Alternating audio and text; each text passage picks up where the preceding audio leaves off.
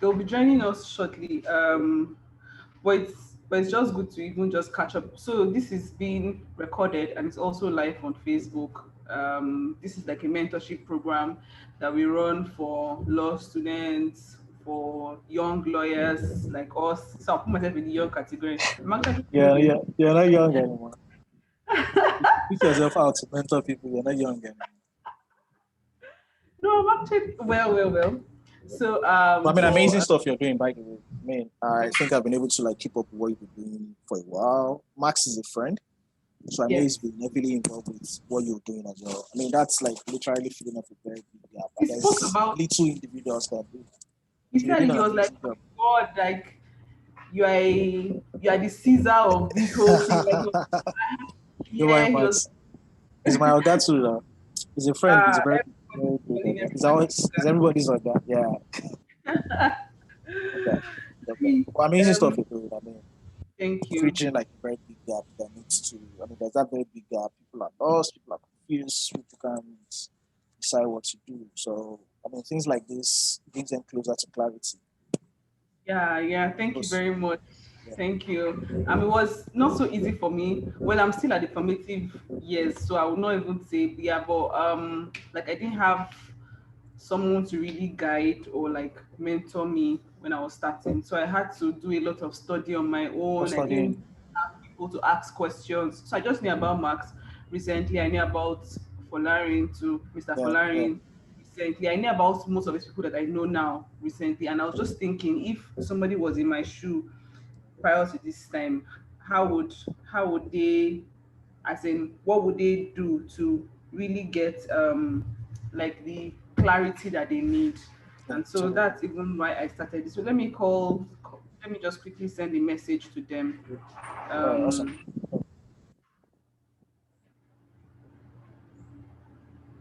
they're usually earlier, but the way we run it is that we used to ask them to submit their assignments, so they write like a report on different areas. So we allow them to go and write on what they feel that they are interested in, because we discovered that then instead of us to tell them go and read this, present on this, so we allow them to go and write on what they enjoy under IP. So some have written on cyber law, um, law of AI, um, music law, film law, different types of laws. Sha.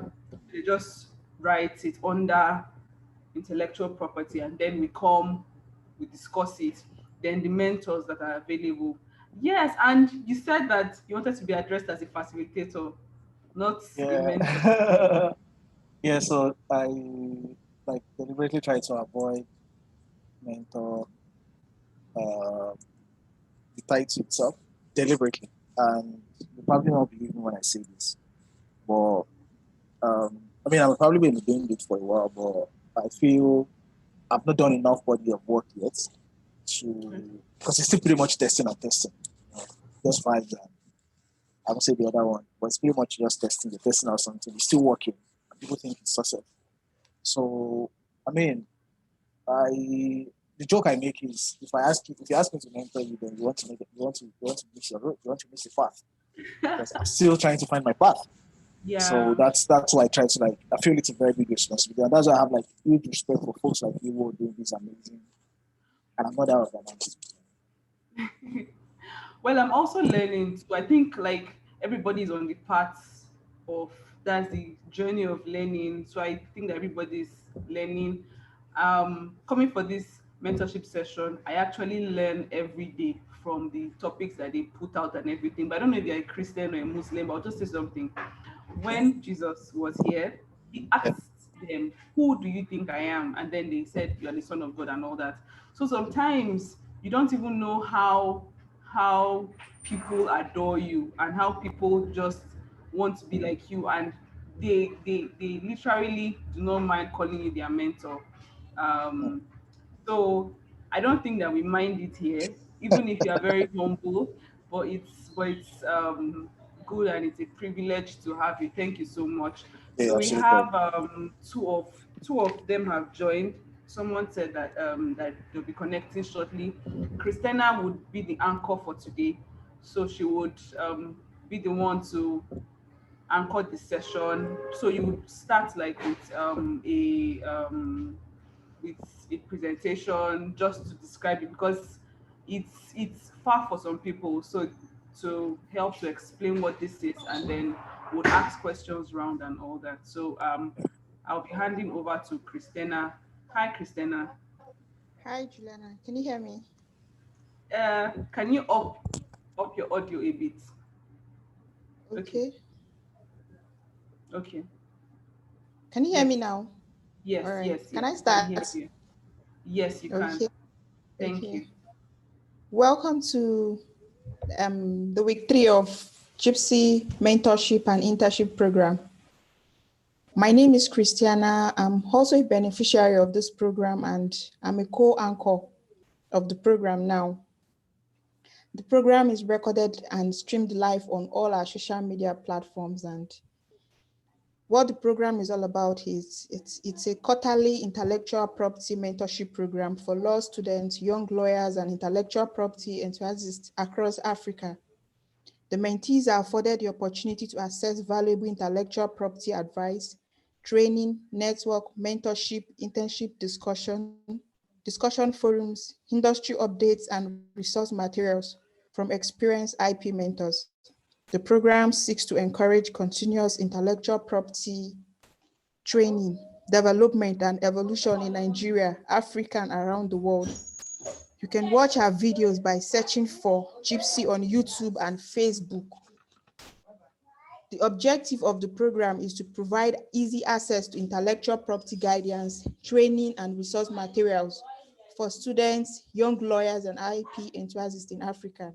It is also to facilitate dialogue and network among experienced and less experienced intellectual property practitioners and stakeholders, to transform mentees into intellectual property mentors and leaders for the next generation of mentees, to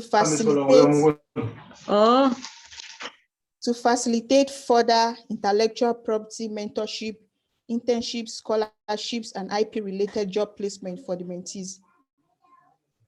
And the program is founded by Juliana Obo Joseph. I'm going to welcome her now. She's an entertainment and intellectual property lawyer, and she's the founder of Jiipcc. I'm going to welcome her now to introduce and welcome our guest mentor for the week. Over to you, Juliana. Thank you very much, Christina. So Christina was in the first session, and we are so happy to have her here joining us and anchoring this. This is actually what we want for people to grow in this field. So I'll be reading out your profile. Thank you very much, Christina. Ridwan Oloyede is a co-founder of Tech Hive Advisory.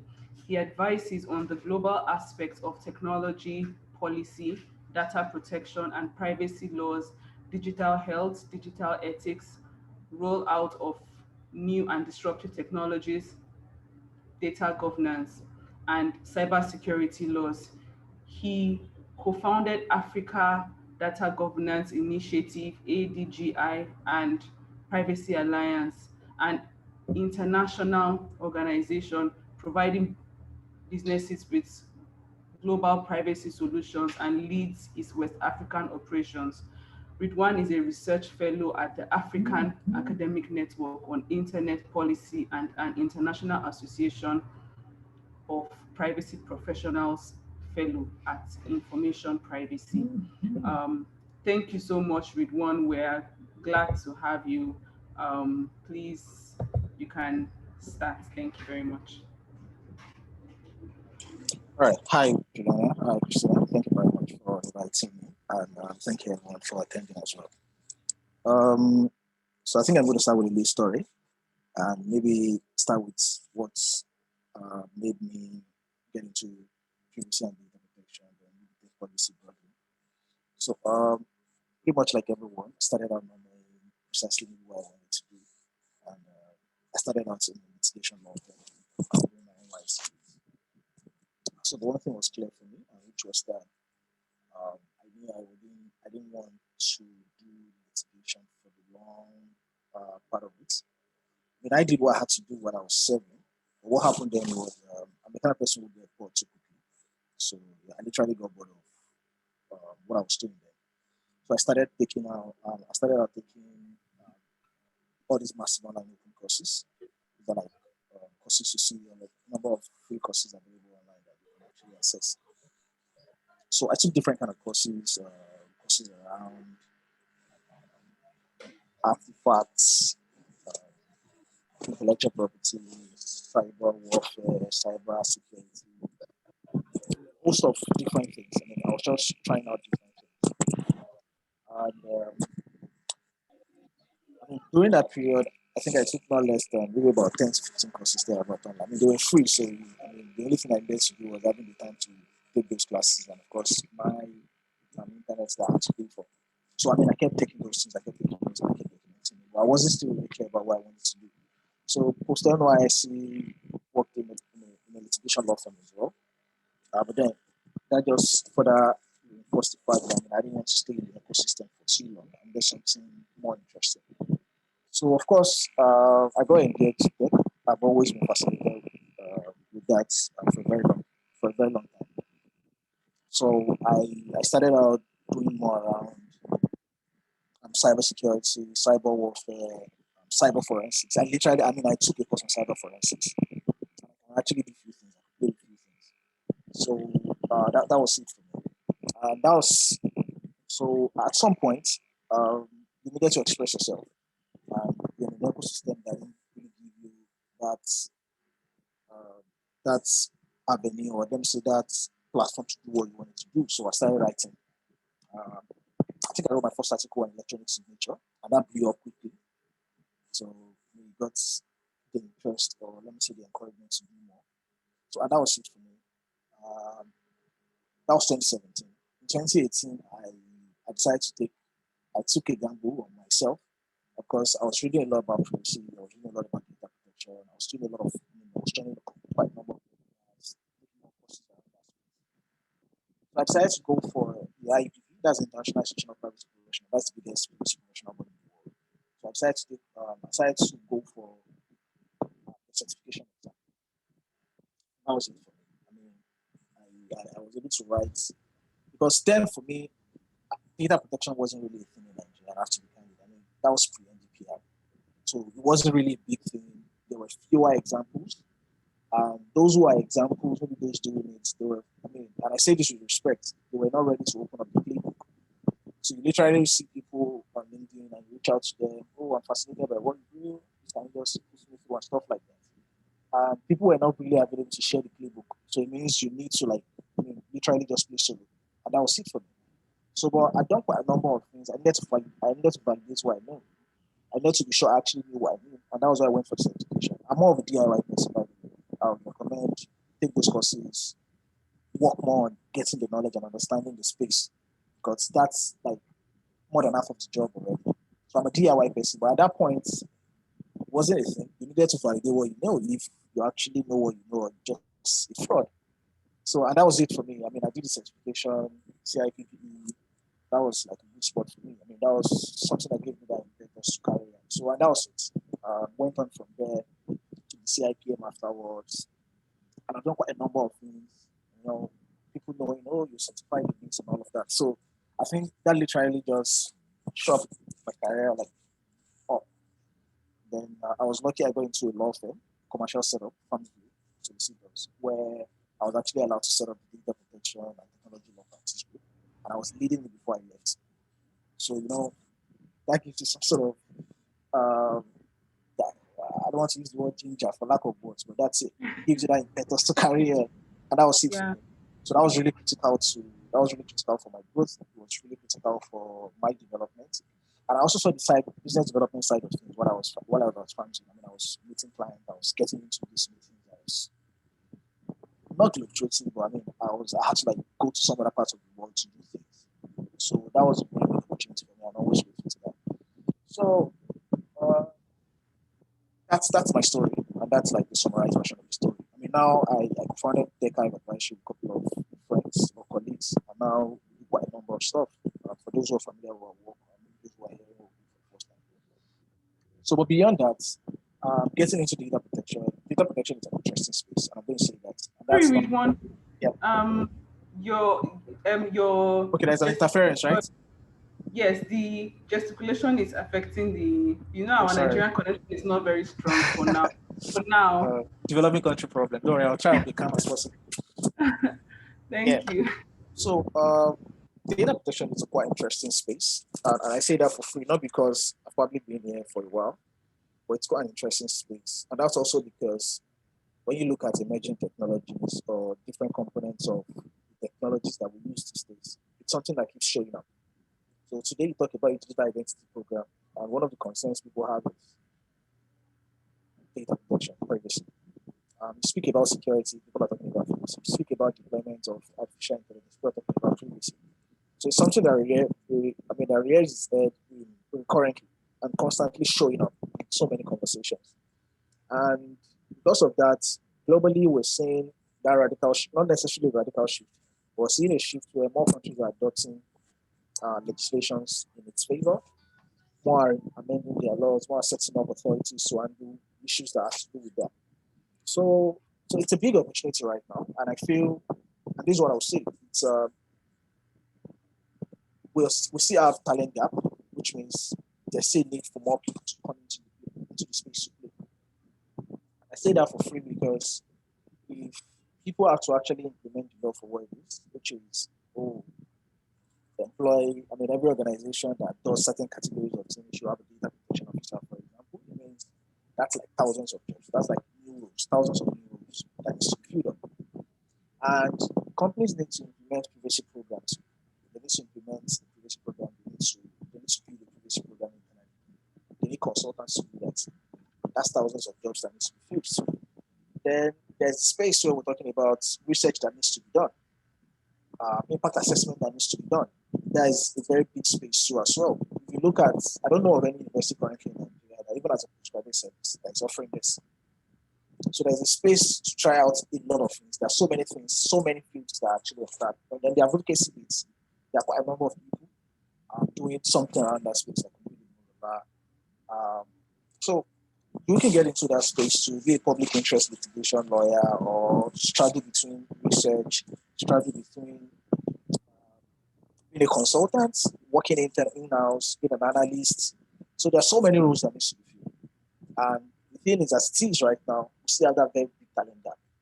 From the regulator side needs to even fill up their own space with talent. So even if you want to work with government, there's a space there for you. Government agencies are meant to appoint a data protection officer. When you appoint a data protection officer, it might also mean setting up a data protection team, at least if you understand what you're doing. And that also means more role.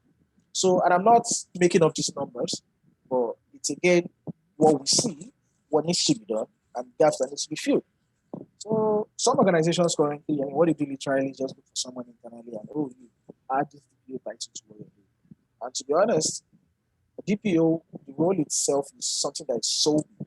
Aside the fact that we need to be independent and all of that, it's a role that's so big that anyone combining what they do, and that's like, a lot of work for them. So what I'm saying in essence is there's a very big space for people to come in, play their parts, and of course get in. So what are the things that you need to do to get in? So the first thing I always say is you must be ready to do the dirty job, which is understand the space, take those courses, take those foundational courses, and there are a lot of them, like so many free courses. From Future Learn to EDX to Coursera, there are tons of courses available. Do the dirty job, understand data protection for what it truly is. Because the other pandemic that we might have is a situation where, or another epidemic that we might have is a situation where people get into the space, learn about it, but don't really understand what they're doing. So what that means is people become consultants and they give wrong advice to businesses. Business take those advices and implement it as part of their business strategy. Implement business strategy that creates problem and creates chaos for them, causing big problem for them from reputation to people who are able to sue them because what they are doing is actually not what the intention of the law is. So I'm not going to like joke with that. You need to do the dirty job. You need to understand data protection and privacy for what it really is. So that's going to be the first thing for me. And like I said again, there are a lot of courses. There are a lot of thought leaders in this space that you can follow on LinkedIn or Twitter. You will learn so much from them. There are so many resources you can keep up with: books, guidance, frameworks, guidelines that are issued by different data protection authorities across the world. So we make a job in the privacy space. We say something like, if you want to learn a foreign language, just be a privacy professional. Because whether it's Nigeria, whether it's Philippines, whether it's Myanmar, whether it's Laos, whether it's Liechtenstein, data protection are pretty much the same thing in every part of the world. You might have a bit of difference here and there, but if you pick up the data protection law of the country today, you won't be strange to institutions because the intentions are pretty much the same. So that's why it's always going to be very important. And I always say this to a lot. It looks like pants, but it's actually the truth. Data protection that people do on LinkedIn, which is share a post that has to do with data protection, is different from data protection in real life. What you need to solve, like a real life problem, and you need to apply your knowledge to solving that problem. And you're making sure that, you're solving a business problem. So they're like two different things. And that's why I said again, you need to stay committed to excellence. You can't compromise on that. And you need to do the next job, which is learning the fundamentals. So when you go a bit further, now you know the fundamentals, you know the principles, you understand how the principle works out. You understand how you can identify those principles that work. Progress. So the next thing is how much of your hours or how much of your daily or how much commitment you give to this every day. So privacy is such a dynamic space that today the regulator in Europe is dropping something, tomorrow is regulator in Brazil that is dropping something. And the interesting part here is you get to learn a lot. More especially if you work for a multinational company where they play in spaces where there are so many different laws. The laws are changing. So you need to be able to do legislative mapping, legislative tracking, keep up with all these changes across different jurisdictions. So you're not done reading this. Tomorrow there's something dropping new already. And it's changing the face of the space. So you need to you can't compromise on your commitment to excellence. You need to stay on ground. You need to commit to it. You need to learn, and you need to do that regularly because it's not a space where you get into and you just get complacent because you don't understand the basics already. It's just changing. That's something else. And then you need to read a lot. There's so many books, there's so many texts, there's so many resources on data protection that you can continue. Beyond that, attend programs. When you see webinars, maybe not all webinars are good for you, maybe not all trainings are good for you, but you look for those trainings, those webinars where the facilitators themselves are credible. Because when you have credible facilitators, it also means you can get the right set of knowledge and not just someone watching you with knowledge that might probably not do you good. So again, you're here when you're starting out should not be want to be an expert. You might want to be an expert, it's fine. I don't hold myself as an expert because I believe no true expert hold themselves as an expert. And I say this for free too. Expertise is a novice. If you understand what it takes to be one, then you know there's something to learn every day. And you learn from other people too. So the next thing that might also help you is also being able to read the community. I can't describe how important that is. You always need the community. So whether you have a problem that you need to solve, whether it's a question that you need to answer, or whether it's a real life problem that you need to find a solution to, you always need your community. And what your community, the importance of the community is that when these questions come up, you have folks who know what they are doing or who have an idea of what they're doing that you can always reach out to and you can always deliberate. And I can't lie, I'm not going to even lie about this. There are times where you're confused and you have to reach out to your folks. So what do you think about this? And they give you a completely different perspective. So data protection is that kind of space. It's complex, it's interesting, and it's very dynamic. There's also a joke we make that if you ask a privacy professional any question, the first thing they will tell you is it depends. Because truly, it depends. It depends. Yeah. So that's one thing we need to understand. But beyond that, what other good way to actually cement what you know might also be speak about it. If you have a platform, you know of any events where you're putting up an event together and you think, you can reach out to the sponsors or the organizers of the event and let them know, if you actually add data protection spice to what you're doing, there's still that very big information gap between the public, between the regulator, and between what data protection truly means for them. People don't scream about data protection and privacy until when really it's so. But those everyday violations that happens and go unpunished or unaccounted for, it happens all the time and people don't know. So if you think you can get an audience that you can speak to about this, speak about it. Then write. I mean, I can't. Writing helps a lot because writing first, what it does is it gives you an audience, introduces you to an audience. You might get an audience who might probably be fascinated and maybe interested in what you write, and they might try to keep up. But there's this thing about writing, and I say this, and maybe it's because it works for me. I mean, I for once, I was one time designated as a legal influencer by Lexology in Middle Eastern Africa, and that was in Q4 2018. And that was because I was consistently putting out content that addresses the concerns of those regions. So when you are writing, leave the critical review, especially when you are writing in a space like this. You can do the critical review, the critical analysis, the kaleidoscopic view of, you can do all of those things, it's fine. But that's the audience, like an academic audience. If you're writing to a business audience, you need to be able to find solutions. At the end of the article, I should be able to see suggestions that can solve my problems, that can solve problems for me. There should be action points. So when you're writing and you're writing for a business audience, and that's why it's important for you to understand your audience. When you're writing for a business audience, I will always suggest write about new problems. Look at the law, look at the part of it that is not emphasized enough. Write about it. You can never go wrong on writing about a issue. You can never go wrong. Because one thing it does for you is, especially if a whole lot of people are not writing about it yet, if I pull up any resource in that space, I'm likely going to see what you're writing. And that's why important. You need to put in the work when you're doing your research as well. So you put a credible body of work out there. So writing helps, the community helps. You can also join membership of so many privacy organizations. I always recommend that I'm also the co-chair of the Nigerian chapter. International Student Privacy Professional is the biggest privacy professional body in the world. So you can consider membership of some of these organizations to maybe expose you to global professionals. And people are really nice. They want to help you. So you have a problem, you put out questions that are well and good and happy to assist. So those are like few things I think to get started.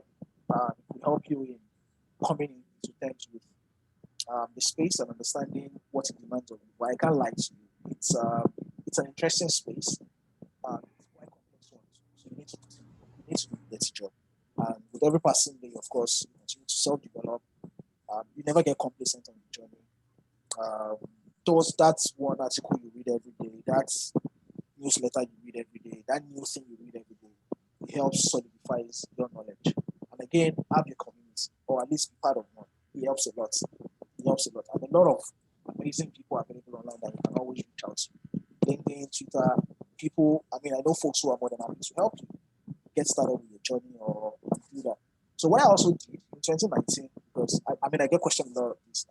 I get a lot of questions around this space. So why can I get into this space? What can I do? Stuff like that. So what I did then was to develop like some sort of a toolkit that had courses that were recommended. Before I used to keep the list of number of people to follow, but I had to pull that out for various reasons, of course. So courses you can take, certifications that you can take, materials that you can read. So some of these things are like, and it's not the entire thing that you need to get started, or it can at least put you on that path. Then whatever you do afterwards, that's it. I have about 30 minutes, so I'm just going to keep quiet at this point. If you want to ask questions or clarifications that I need to make, I'm more than happy to. Thank you. Thank you very much, Ridwan. Okay, Christiana, you can continue.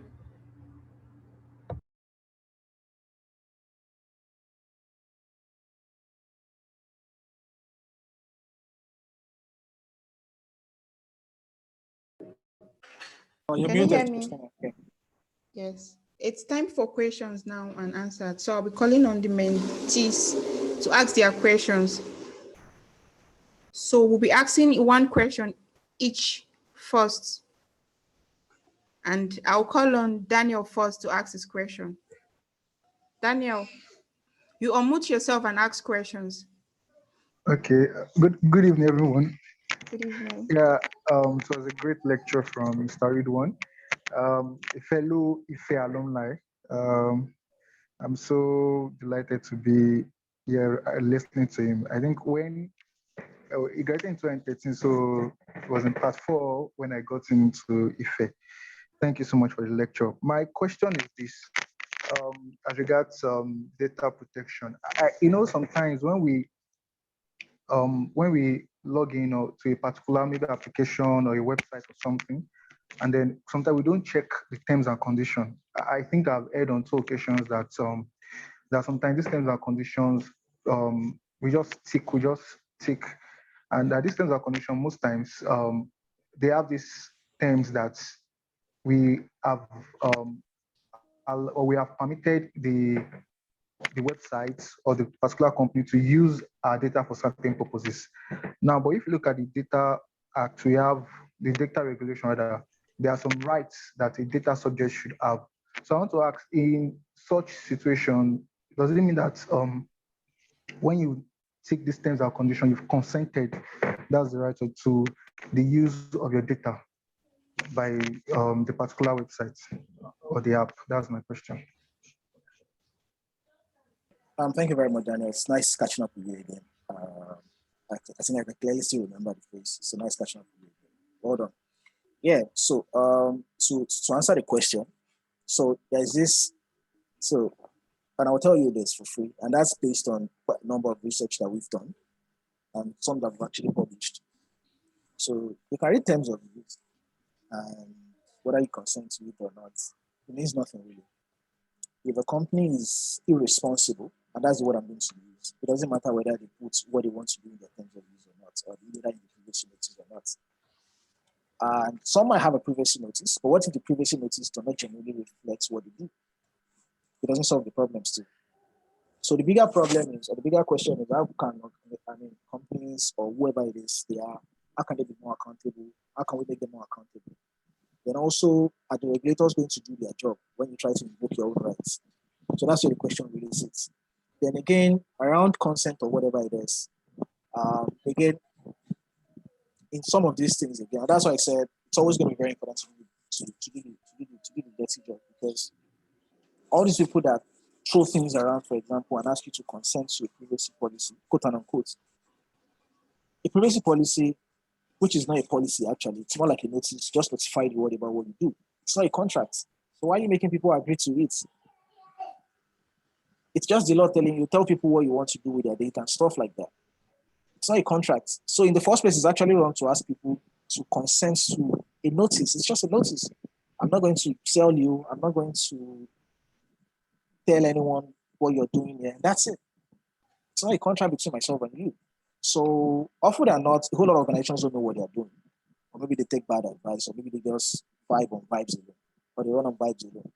So it's possible. And that's some of the things you see. So again, it's for you who have done your own dirty job and understand what needs to be done to now advise them properly. So there may be an opportunity there for you as well. Thank you.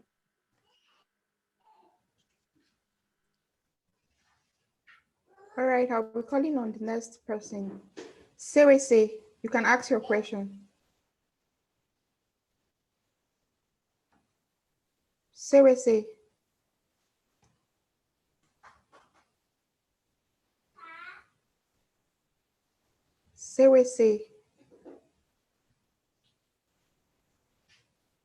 Okay. So we say, I think you're muted. You probably want to unmute yourself if you can hear. If she's not ready, if Aditola is ready. Is Aditola ready?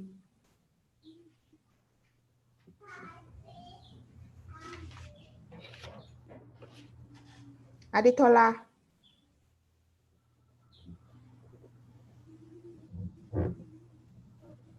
Yes, good evening.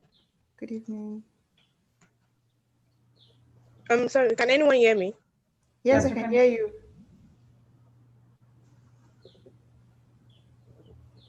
Okay, you can hear me, right? Yes. Okay. Okay, because my network has been bad. I don't know if I'm supposed to ask 2 questions or we should ask the first question now. Just ask the first question first. Okay. my question is, what's the difference between data security and data privacy, and which one is more important for a company? That's my first question. The difference between data security and data privacy, and which one is more important for a company? All right. Thank you, Aditola. Security. When you think about security, so think of it this way. I'm going to paint a picture to you. You're seated in a room, and it has a lock. It has a window. The window is open, and maybe the glass is transparent, and the door is not locked. You say you don't have security, and you don't have privacy. Window is closed, and maybe you draw a curtain over it, and the door is still not locked. You say you don't have security, but you have privacy. But if the window is locked, you have the dark curtain over it, and you also have the door locked. So you have its privacy, and you have security. So when you speak to data protection, which is what I prefer to call it, you're speaking to a broad range of issues that goes beyond just privacy as you understand it in the Constitution. So, and security is a principle under data protection. So you have the principle of confidentiality and integrity that says the data must be stored securely. Those who should have access to it should have access to it, and you shouldn't be changed or not for there must be unauthorized access and stuff like that. So security is a component of data protection. It's one of the principles of data protection. And there's this expression that you can have security and you may not have data protection. You can't have data protection without security. So data protection needs security because being able to implement security means you're also able to implement that principle. Security is more than just personal data. Security is both corporate data, personal data, and every kind of data that exists in an ecosystem in an organization that they are trying to protect. So that's that about that. Then which one is more important? So this is like something that actually even causes some sort of friction, even within organizations. The security team saying, oh, we need to secure everything. The privacy team saying, oh, the ultimate goal is not to secure everything, but rather data can still be used for with appropriate safeguards. So I think it's not a zero-sum game. It's not either or. You can have both because they actually need themselves. They need each other.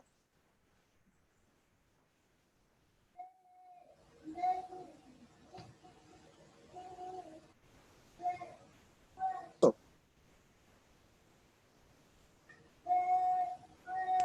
Hello.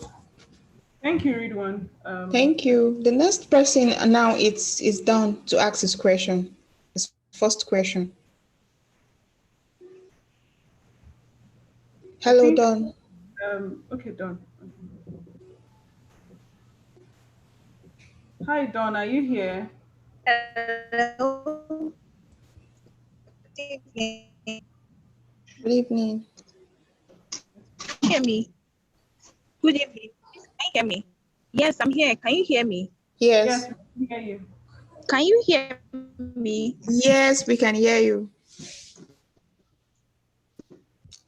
The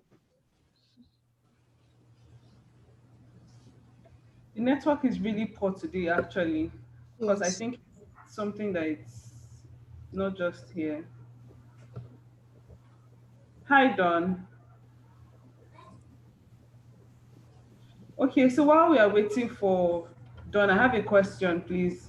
Do we have laws that are specific to data privacy and cybersecurity here in Nigeria? yeah, I mean, quite a number of them. The most popular amongst them is the Nigerian Data Protection Regulation. I missed that.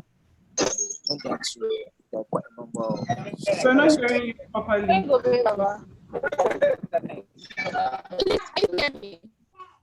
No.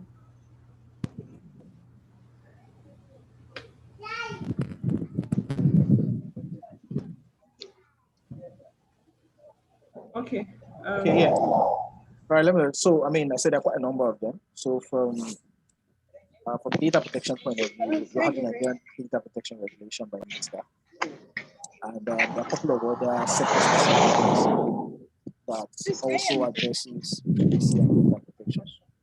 So for healthcare, for example, you have the National Health Act that creates some sort of obligations to ensure privacy and stuff like that. For the banking sector, you have quite a number of instruments from the CBN that also says you need to have data protection, you need to have data protection policy, you need to build data protection into your process, stuff like that. But interestingly also is the fact that Nigeria also has a data protection bill that currently works. From the security point of view, you have the Cybercrime Act, which also creates some sort of obligation on organizations to ensure the build security into the process. Then the CBN has quite a number of frameworks. There's a cybersecurity framework, risk framework. National Health Act has obligation on healthcare facility providers to ensure security of the records they keep and stuff like that. So there are quite a number of both generic laws and sector-specific laws that you find.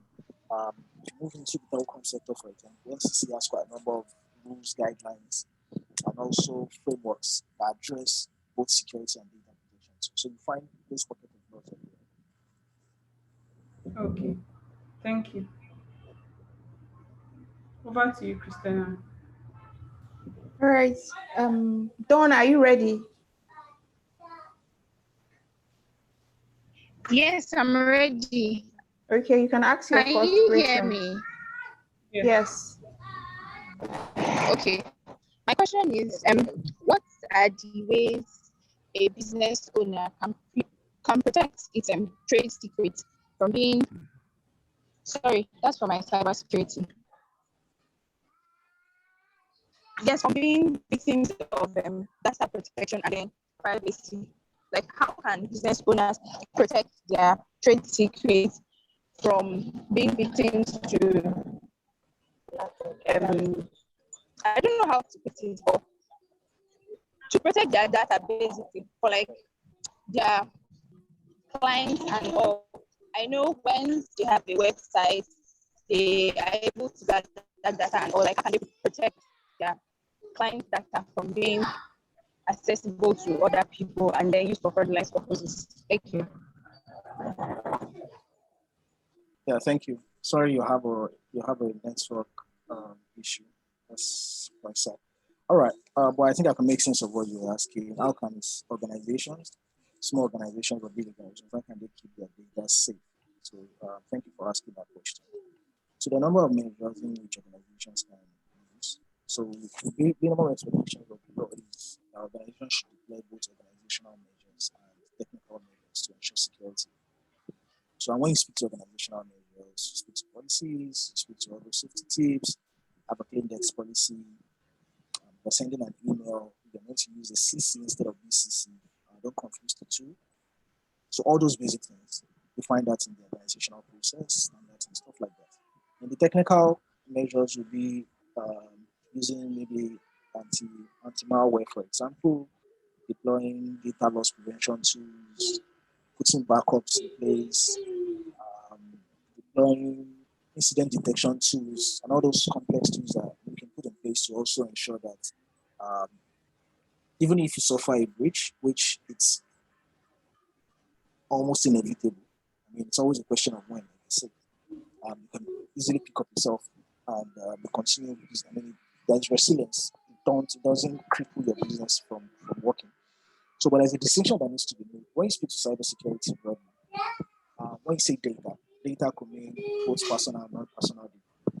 When you speak to data protection, you're only referring to personal data, which is that about an individual. Information about an individual, whether the ones that can identify them directly or indirectly. So the distinction is to be made. So when you're speaking to security and you say data, it means both personal and non-personal data. When you bring it down to the data protection domain, it means what security measures do you have in place to protect the personal data. So when we look at organizations that process and that do a couple of things, you mentioned trade secrets, for example, that would literally be like something like corporate data. So if you're housing it in an infrastructure within the organization, for example, you make sure that when you're designing that process, only those who have access to it can have access to it. If it has a password, ensure you have a strong password in place such that it's not a password anyone can just randomly guess. Like you don't use your date of birth, for example, for a password. You get. So it's something that's that follow. If you have a password policy in place, for example, it follows your password policy such that it's not just it's not a password that's so easy to get, that it will be so easy to get. Then in terms of measures, those who should have access to it should only have access to it, for example. So that way you also know you're reducing unauthorized access as much as possible. And those who should have access to it, you make sure you train them. That way too, you are also reducing accidental disclosure. Then of course, you need to know the side of because employees could go rogue.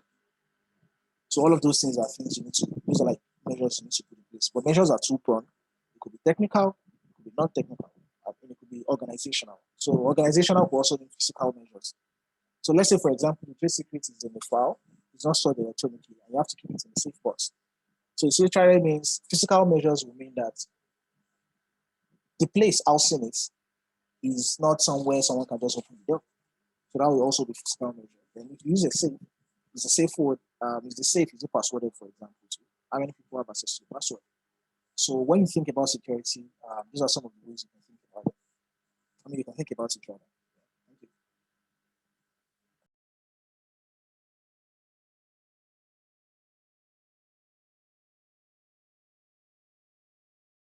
You're muted, Christina. Thank you very much, Mr. Ridwan. I don't know if Paul is here to ask this question. No, he's I not don't here. think, yes. So I think Daniel can ask his second question now. Okay, I don't know if I can use a stone to kill two birds rather. I hope I can, because two questions in my mind actually. One, so I don't know, am I permitted to the host to use a Yes, question please. to Yes, please. kill? Okay, thank you, ma. First, I want to ask Mr. Ridwan. I know under the data regulation of 2019, it defines certain keywords. Definitely those who have data or those who have personal data are called data subjects. And then we have the data controller. So I want to ask, I believe Facebook and other social media giants are data controller. There was a time that Facebook was hacked, and these hackers had access to the data of the data subjects. I think Facebook did not take responsibility, and I think it also happened to a different organization too. I think the excuse was that the actions was taken by, how I put it, by hackers, by third parties, the actions of third parties. So I want to ask, in such situation, now that we have the data regulation, will such excuse be permissible? Can an organization who has been hacked rely that deny responsibility of such activity and say that okay, that it was an action of a third party that was not related to any of their action? My second question is I know you spoke about the fact that we could become, how will I put it, become more knowledgeable in this area by attending seminar, writing on it and stuff like that. So I want to ask, are there seminars you could recommend that we could attend, maybe books you could recommend that actually helped you to be this, let me use the word, to be this good in this practice area, that can also shaping our knowledge in this particular area? Thank you.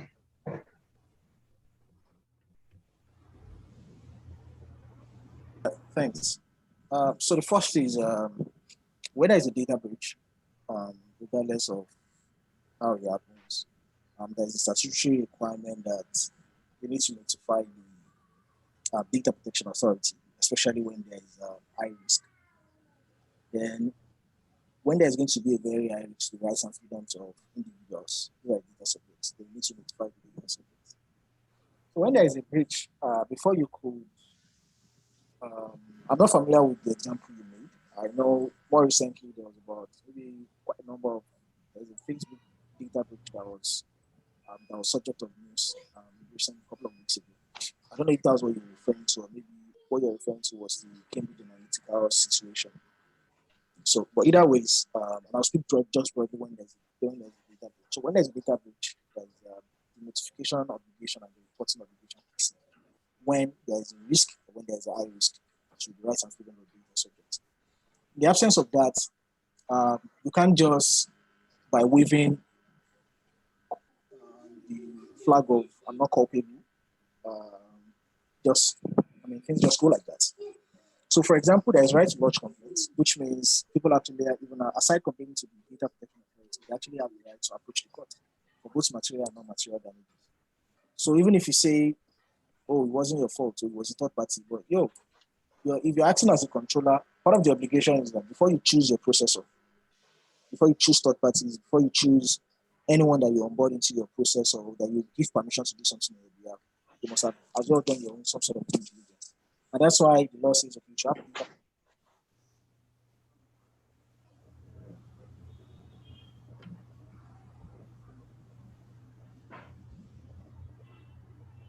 just wake up and just say, oh, you're not culpable, and that will be the end of it. It's your data protection authority to do the investigation. It's for the data protection authority to do the investigation, make their findings, and decide whether, to the extent of which an organization is culpable, and whether they want to issue sanction or maybe they want to issue warning or just a reprimand. So that's always going to be the case. So then when it comes to books, like I said, there are quite a number of books. I shared a link in the chat box. I don't know if you can see it. Well, if you can see that link, there's a link to a toolkit I developed sometime in 2019.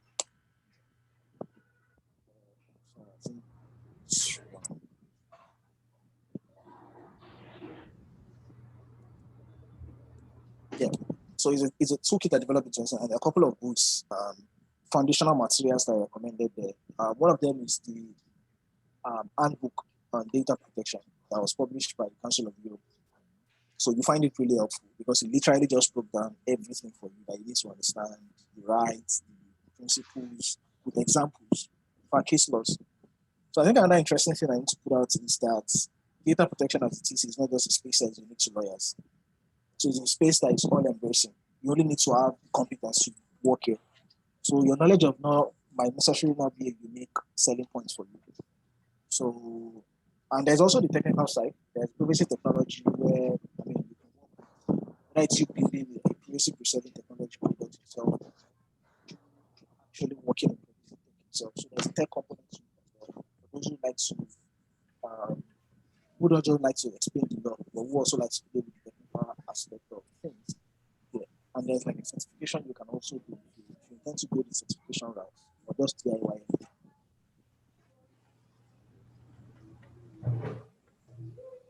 Thank you, Ridwan. Thank you, Mr. Ridwan. So next, I can see Paul and Sewisi. Okay, Paul, you can ask your question.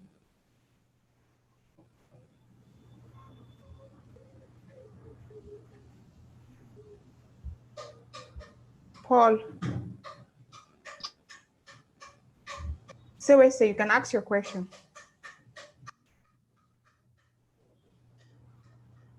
Sewisi, can you hear me? Can you hear me now? Yes, I can. Okay, thank you so much. Good evening, everyone. I'm so sorry, I've been having issues with my network today. Okay, so I'll be asking a question on compliance.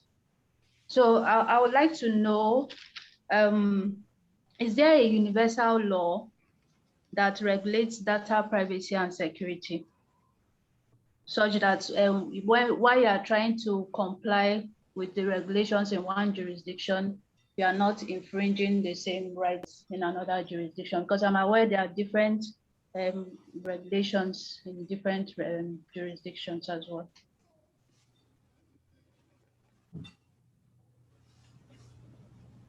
Okay, so that's my question. All right. As far as data protection is concerned, we don't have like a universal declaration like you have in so many other domains, like the way you have a universal declaration on human rights. At least you don't have any UN instruments in that sense. But there is a Council of Europe Modernized Convention, which is a convention that's been around for like a while.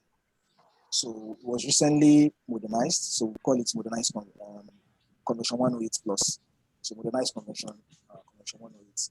So it's like it's a convention that was developed by the Council of Europe, but both European members and non-European members are allowed to actually ratify that particular agreement or accede to it.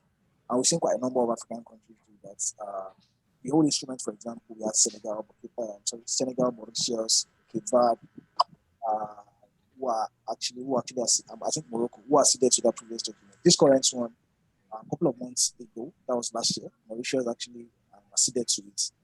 So, and the way it works is like it's meant to work like a global instrument that any country who has acceded to it, there could be that reciprocity between member states that have actually acceded to the modernized convention. So that's like the only global, so to say, instruments that we have. But we don't have a global instrument in the sense of Universal Declaration of Human Rights or International Convention on Ban on Chemical Weapons and all those other instruments as you know them.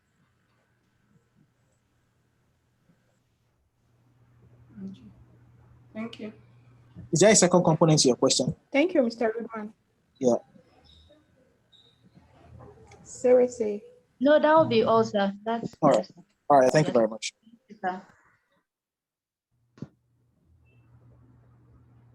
Okay, I'm not sure if Christina is here or if she's having technical issues. Paul, are you here? Okay, Christina, I can see your back. Paul, you can ask your question. Paul.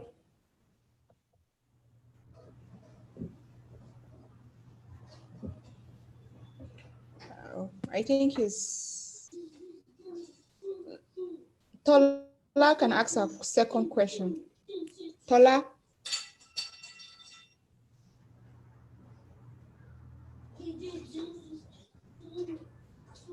Tola, can you hear me? Okay, let's go to Dawn if Tola is not ready. Okay, sorry. My network is acting up. Can you hear me? Yes. Yes, I can. Okay. My question is, how can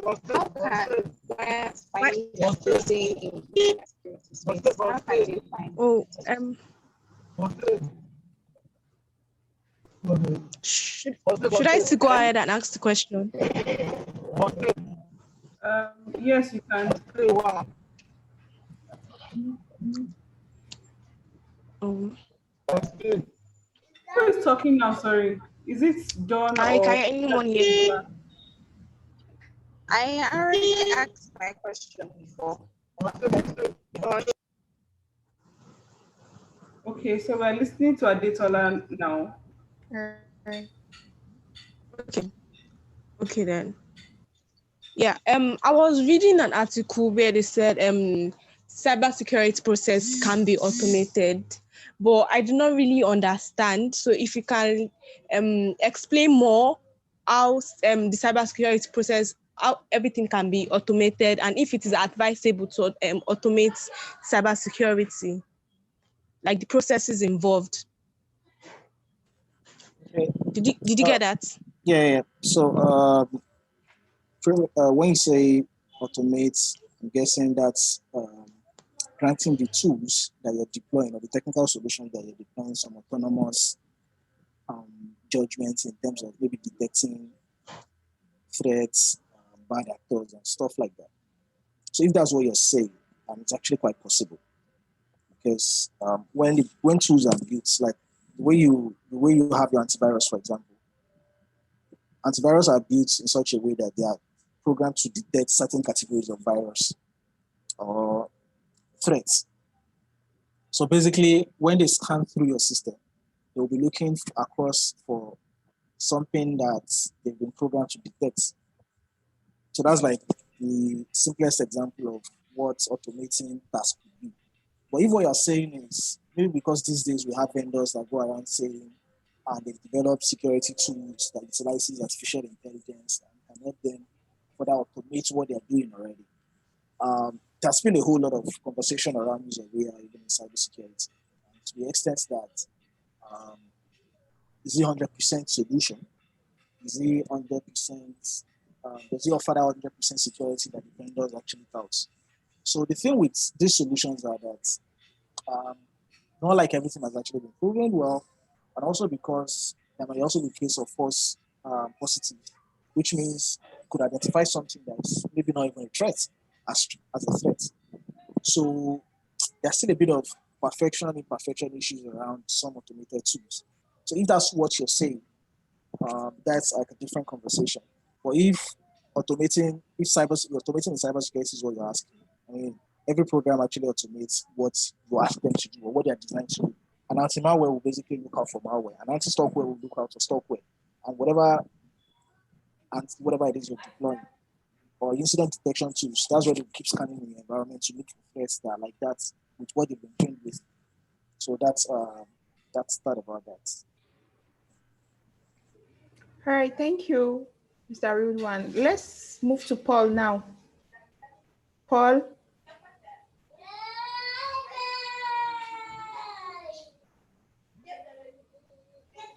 Paul, can you hear me? All right. Okay. I don't know if I'm audible.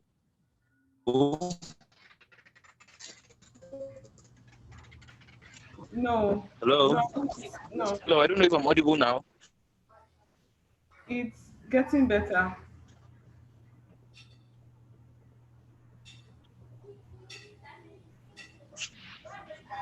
Hello, Paul.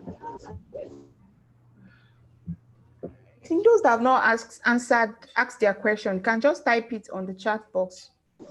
Okay, I think Maggie did not ask her question because of the network issue. I think it's like maybe because of the plane or something. People are having. You can hear me. Okay, you can just type your question in the chat box I don't know if I'm audible.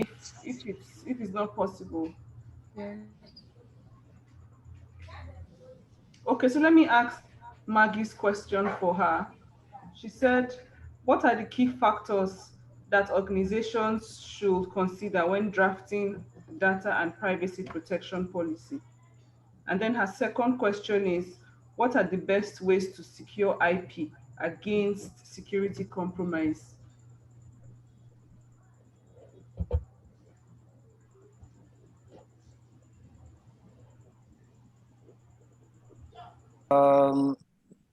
Securing IP or any corporate data or personal data, I mean, I literally think the same way. Again, as an organization, you want to identify what are your crown jewels, which is what are the most valuable things to you. And that might take doing what you call the data classification or and also maybe data mapping, where you actually know the kind of data that exists.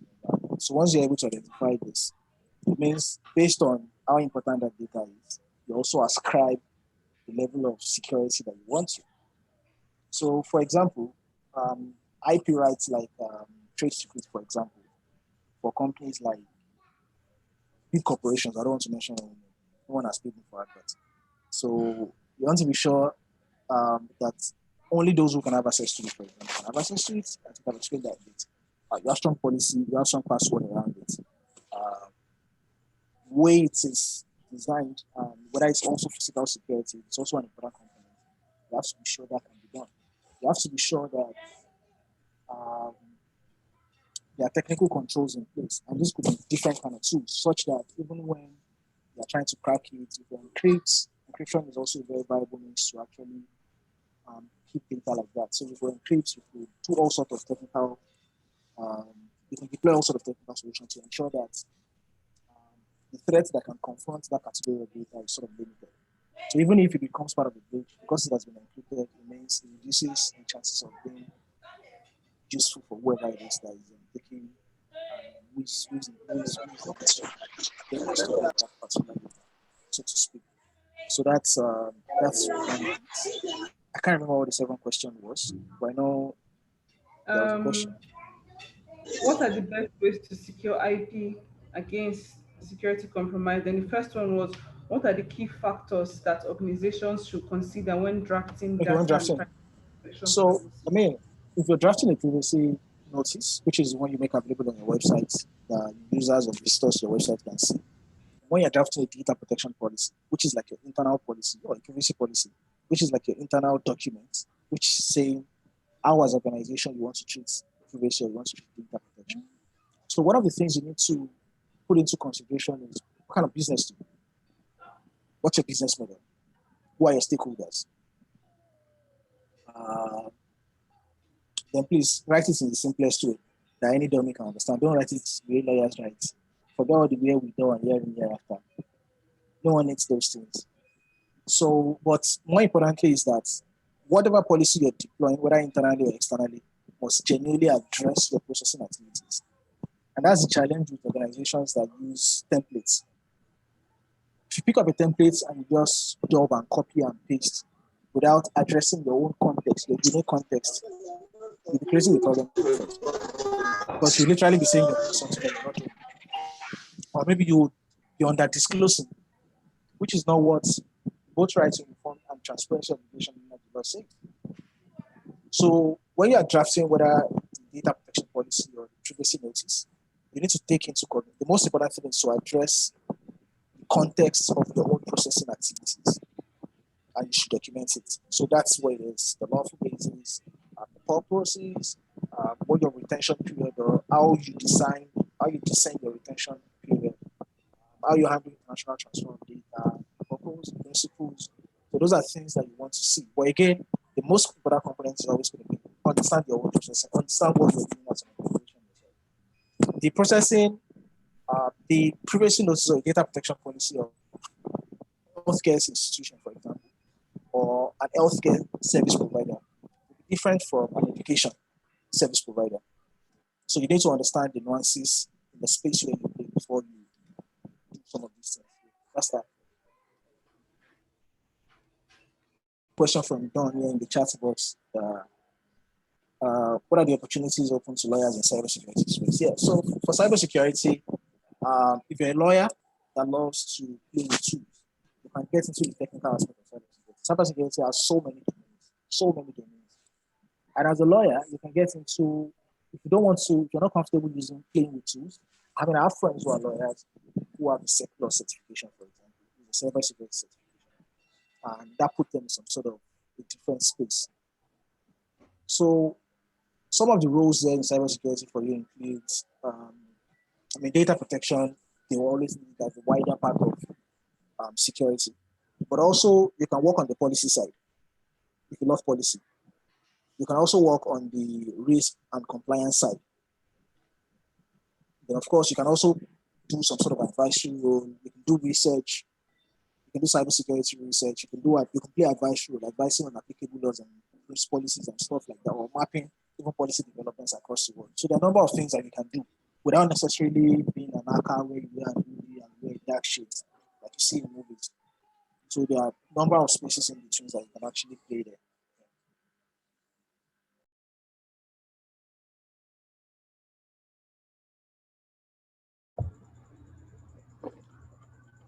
Okay. Christina. Yes, thank you, Mr. Ridwan. I've asked Paul to type his message, but I'm here to see it. Okay. I have a question myself. Oh, interesting. I want Please to know ask. what other motivations are behind that's people that attacks that's and other motivations behind attackers apart from financial benefits. Okay. So thank you. You mentioned financial benefits. Some could just be just for the recognition. I had CBN, I had Diamond. Just do that for just recreational purpose. And I can brag about it. Some do it for that. Some do it for also, there's also the activism part. So if you follow closely, during the EndSARS protests, there were a number of Nigerian government websites that got defaced by the hacking group called Anonymous. They don't call themselves bad actors because they need to steal or anything. What they do is just to get messages across to governments of different countries. So it could also be some sort of activity.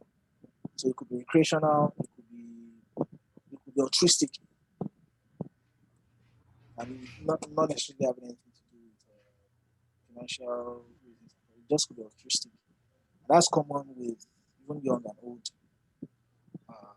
actors getting into the space. You just want to know, can I do it? Just try it. So yeah. Okay.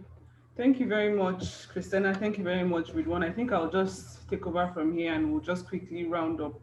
Um, Generally, I think that the network has been very poor today because I attended a meeting by 2 and the network was very poor then. So I don't know, probably it's because of the rain. Thank you so much, Christina. So I'll just ask one last question and then you'd tell us how we can reach you, just in case we have more questions. So my question is that when you see companies that are not in Nigeria, you find out that some have that data privacy issues and the rest. But in Nigeria, I have not heard of someone going to court because of that. But I know that it's happening, but I don't know the rate of people actually trying to enforce their right here in Nigeria. So I would like to know, is it that this is not happening, or is it that it's happening but people don't know where to go to? And what is the right court to actually go and institute your case if you have a data privacy issue? Because I know that for IP issues, it's the Federal High Court. So is it the same for data protection? Thank you. All right, thanks. Yeah, so the act establishing NIDA says if you have anything, I know the Nigerian Data Protection Regulation was made pursuant or was made under the NIDA's Act. List the Federal High Court. So if you have anything, you might have to go to the Federal High Court.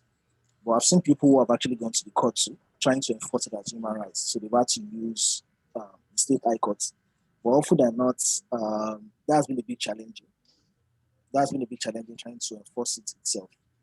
So, but either ways, dynamics, you might need to, I'm not a litigation expert, and I won't claim expertise in that domain. So you might need to resort to getting the best advice from an astute litigation person who can advise on the best strategy. But I know cases that have been instituted before with the state high courts, but I've been for example, trying to enforce different components of the Nigerian Data Protection Regulation. And I know he has a number of cases at the federal level as well. So I don't know what dynamics is being used to do that, but it's not my area. So, but the other bit is, yeah, I mean, there have been a number of issues. Myself, I've had reasons to file complaint before the regulator, and I know quite a number of people who have done equally the same thing. But the truth is, we see what's been done in Europe, we see what's been done in different parts of the world, and how people are trying to use the laws and stuff like that. But I think there's that very big sensitization gap here in the country. It's happening. I mean, I'm not going to say it's a zero efforts. It's happening. People are going to court. People, I mean, Zoom is in court in Nigeria. People have taken Truecaller to court in Nigeria. Google at some point was in court in Nigeria. So many commercial banks have been sued for privacy violation in Nigeria. NIMC has been sued. So it's not like there are a number of Nigerian cases around that space. But the thing is, I think vast majority of people are not even aware of their rights. And there's really no way you can test how strong or how effective the law is if you're not using it yourself. So I mean, you might ask yourself too, when was the last time you got that random email that you never subscribed for? Or the one you unsubscribed for and you keep sending you emails, what did you do? Did you just delete it or you actually escalated it? So until when people themselves start using the law to actually enforce their rights, whether the regulator now do something or not, or whether the court rules in their favor or not, that's another ballgame. But are we even making use of the laws? And if we don't test the laws, there's no other way to verify if the law itself is effective or otherwise. Are you reporting to NIDA? Is it because NIDA is not? Is it that NIDA is not responding or not concluding their evidence? Have you maybe gone online to also have such? I mean, some social media ambits to your complaints, maybe tag them and stuff like that to resolve the complaints. So I think there's still a very big sensitization gap in the sense that a lot of people still don't know what their rights are, and even when their rights are being violated, they don't know. They don't know. So until when we get to that, not necessarily enlightenment, but when we get to that point where people become more aware, I mean, I think many organizations will actually sit up when users become more aware about their own rights. So it's still a long way to go. We're just cracking things. I think it would be unfair on ourselves to actually compare ourselves to countries who have data protection for over 40 years. Yeah, so yeah. Okay. Thank you very much, Ridwan. Thank you for accepting the invitation. Thank you for coming. Thank you for being patient with us, even with the internet issues that have almost just turn everything upside down. Thank you so much. Thank you, Christina. Thank you for facilitating. Thank you, everyone that has joined. Next week, we'll be submitting our assignments or our reports and then um, discussing it further. So thank you, Ridwan. Have a lovely weekend. And thank you, everyone. Have a lovely weekend. So please, Ridwan, can you tell us how to reach you? You can actually, it's the same name on LinkedIn, so you can drop me a line on LinkedIn, or if you use Twitter very well, you can give me a shout out. That's typing my hand right now, Really Roy. So Okay. yeah, you can Really, hit me Roy. up on, yeah, so READEROY. yeah, so you can hit me Yes. up on LinkedIn and you can hit me up on Twitter. Yeah. So thanks. It's been a pleasure as well, and I hope beyond this conversation we continue to do one or two things in this space. And I mean, the joy for me would be to see someone or everyone here become part of the space in the future. So I wish you all the best. Yeah. Thank you very much. Well done. Thank you very much. Thank you. And well done, Christiana. Thank you. Thank you. Take care, everyone. All right, Bye. welcome.